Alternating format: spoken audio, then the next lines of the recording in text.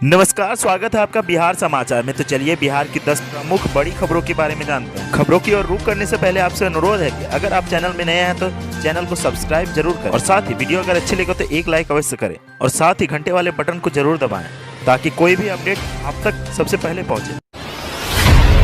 नव वर्ष पर नहीं जारी हुई नई गाइडलाइन। सुबह घूमे मंदिर, मस्जिद व गुरुद्वारा, शाम के समय तक पिकनिक स्पॉट पर मनाए जश्न। नव वर्ष 2021 को लेकर राज्य सरकार व जिला प्रशासन द्वारा नए साल को लेकर फिलहाल कोई नई गाइडलाइन जारी नहीं की गई है। पुरानी गाइडलाइन के अनुसार ही इस बार नव वर्ष मनेगा।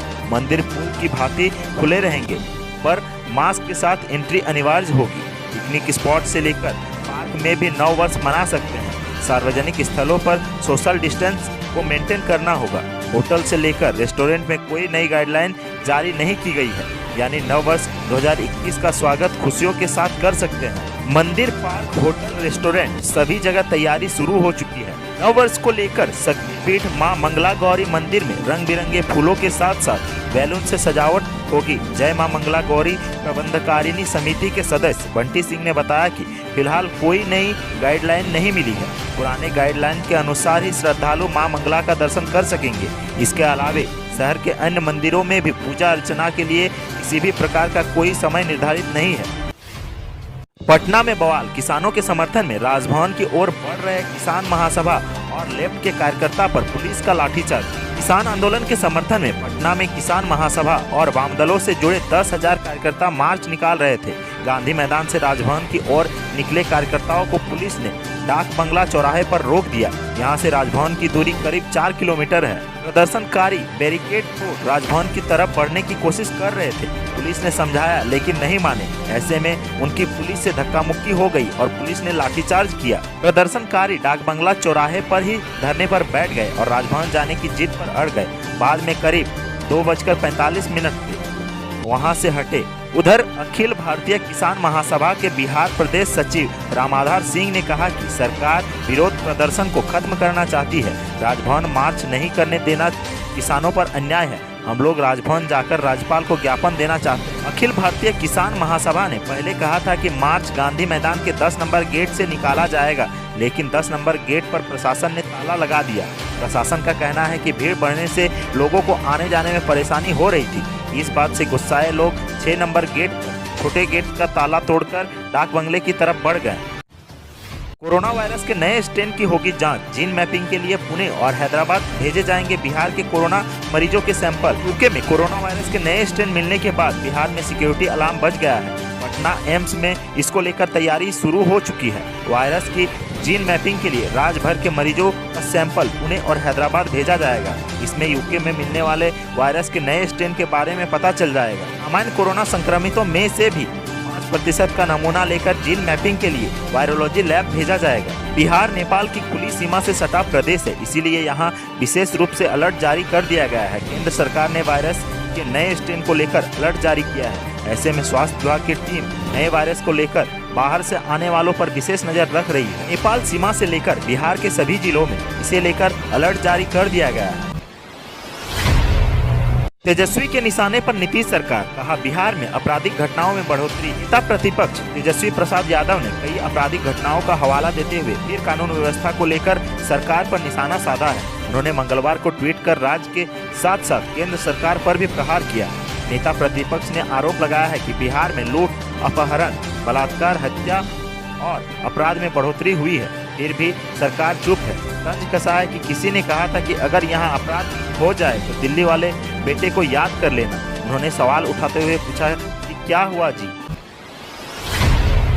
डीएल बनवाने वालों के लिए अच्छी खबर, अपने मन मुताबिक चुने ड्राइविंग टेस्ट के लिए दिन व समय। ड्राइविंग लाइसेंस बनाने वालों के लिए अच्छी खबर है। पासपोर्ट की तर्ज पर नए साल में लाइसेंस बनाने वाले भी अपनी मर्जी के अनुसार टाइम स्लॉट का चयन कर सकेंगे। परिवहन विभाग ने पटना सहित कुछ एक जिलों में इसका ट्रायल शुरू कर दिया है। जल्द ही पूरे राज्य में यह व्यवस्था लागू की जाएगी। मौजूदा व्यवस्था में ड्राइविंग लाइसेंस बनाने वालों को किस दिन ड्राइविंग की परीक्षा देनी है, इसका समय व दिन परिवहन विभाग की ओर से ही दिया जाता है। ऐसे में अगर किसी को उस दिन काम आ जाए तो भी लोगों को मजबूरी में ड्राइविंग की परीक्षा देने के लिए बाध्य होना पड़ता है। तय तिथि में नहीं आने पर आवेदकों को लंबी व दुरूह प्रक्रिया से गुजरना पड़ता है। इसी उद्देश्य के साथ विभाग ने तय किया है कि जिस तरह से पासपोर्ट बनाने के लिए लोग अपनी सुविधा के अनुसार समय व दिन का चयन करते हैं, उसी तरह ड्राइविंग लाइसेंस बनाने में भी वही सुविधा दी जाए। अब चूंकि ड्राइविंग लाइसेंस के लिए आवेदन भी ऑनलाइन लिए जा रहे हैं, तो फिर टाइम स्लॉट लोगों को पसंद के अनुसार क्यों नहीं हो। इस सोच के तहत विभाग ने पटना सहित कई प्रमुख जिले में इसका ट्रायल शुरू कर दिया है। विभागीय अधिकारियों का दावा है कि जल्द ही लोगों को पसंद के अनुसार टाइम स्लॉट मिलने लगेंगे।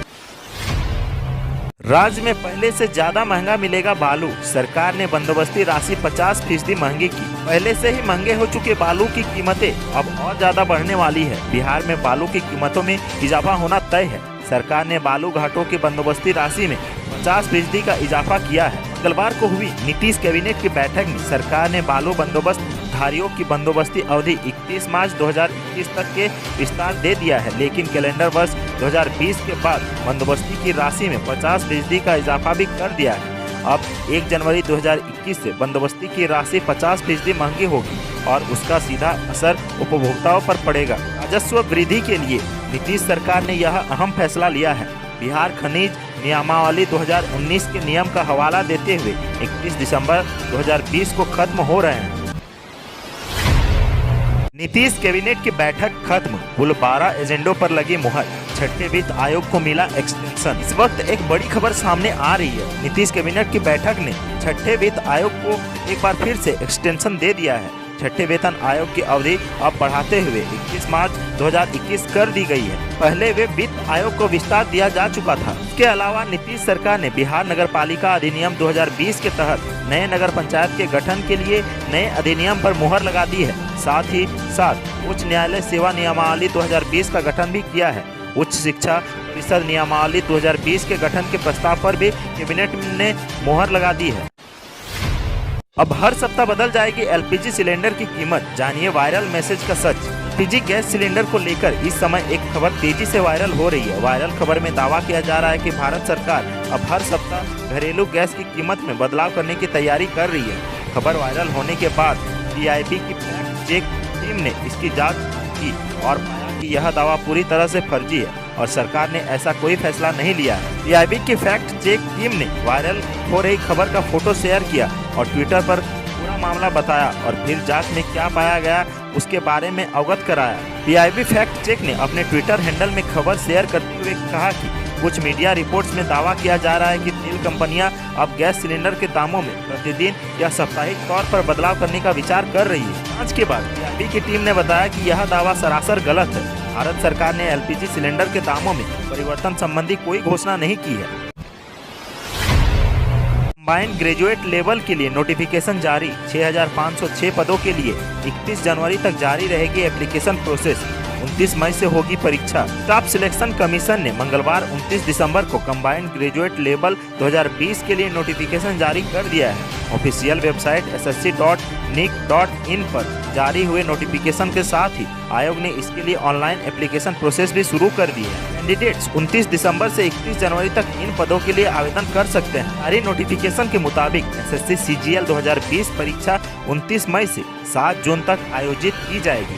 यह परीक्षा 32 पोस्ट को भरने के लिए आयोजित होगी, जिसके तहत 6506 वैकेंसी पर भर्ती की जाएगी। इन पोस्ट में assistant audit officer, assistant accounts officer, assistant inspector, sub inspector, upper division clerk, tax assistant आदि शामिल हैं। इन पदों के लिए किसी भी मान्यता प्राप्त यूनिवर्सिटी या इंस्टीट्यूट से ग्रेजुएट कैंडिडेट अप्लाई कर सकते हैं। ज्यादा जानकारी के लिए ऑफिशियल नोटिफिकेशन विजिट कर सकते हैं। इन पदों के लिए न्यूनतम आयु 18 साल और अधिकतम आयु 32 साल तय की गई है। हालांकि अलग अलग पोस्ट के मुताबिक भिन्न आयु सीमा निर्धारित की गई है। कैंडिडेट्स ऑफिशियल नोटिफिकेशन के जरिए विस्तृत जानकारी ले सकते हैं।